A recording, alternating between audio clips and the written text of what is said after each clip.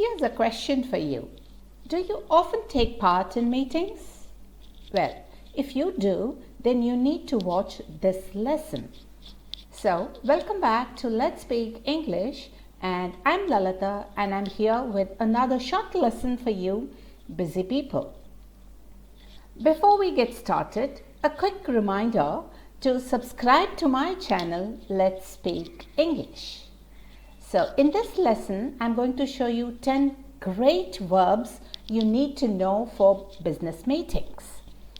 So, what I'll do is I'll introduce each one and explain the meaning and also show you how to use it in an example sentence. So, let's get started. So, the first one is run through. So, if you run through something, you read or look or explain something quickly. So, this is often used by the chairperson or the person leading the meeting. So, let's look at an example. Alex, could you run through the main points for the report, please? Another example. I'm just going to run through the main project goals again. So those are the ways in which you can use this particular verb. The next one is address or deal with. So now this is often used together with a problem or an issue. So if you try to address a problem or an issue, you start trying to solve it. For example, there are several issues that needs to be addressed in this meeting. Another one, I think we need to address this problem immediately. So here's a tip for you. Deal with is a phrasal verb which has the same meaning as address and is also often used with problems or issues. So you could either use address or deal with. They mean the same. Moving on, before I move on to the next expression, I would like you to like and subscribe to my channel, Let's Speak English.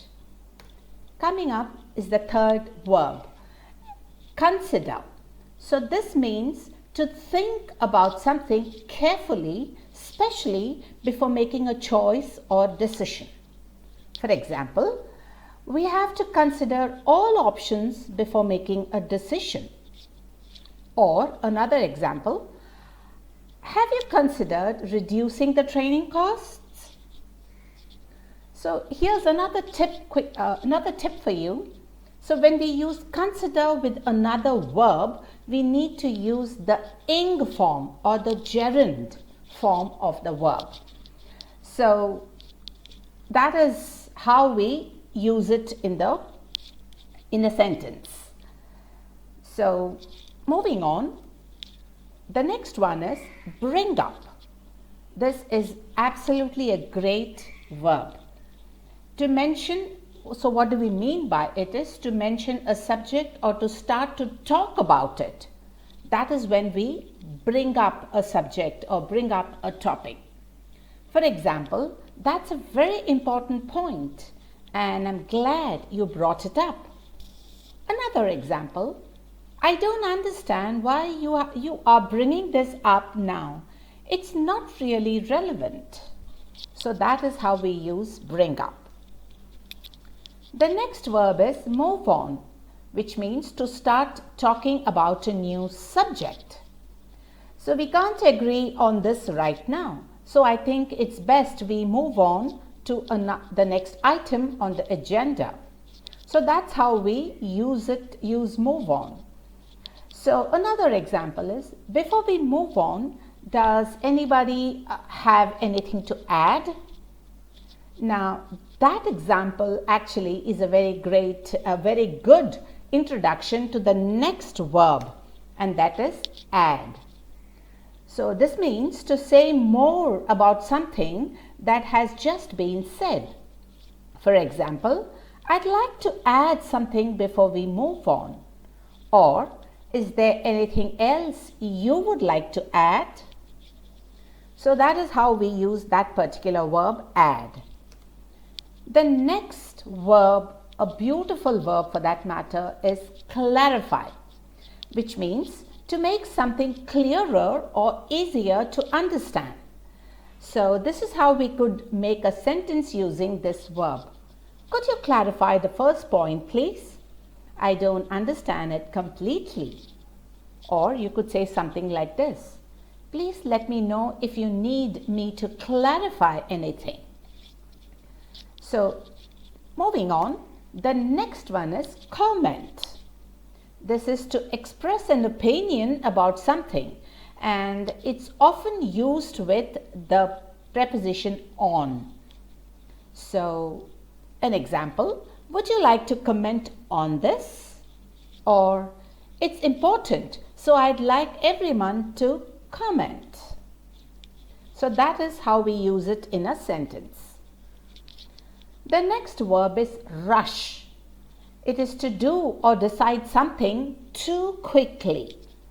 For example, we need some time to consider this. We shouldn't rush it. Or we can say something like this too. We can't afford to rush this decision. It's too important.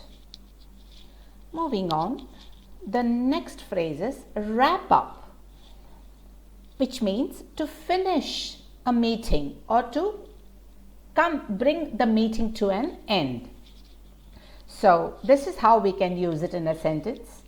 Before we wrap up, I'd like to thank everybody for being here today. Or we could say something like this too.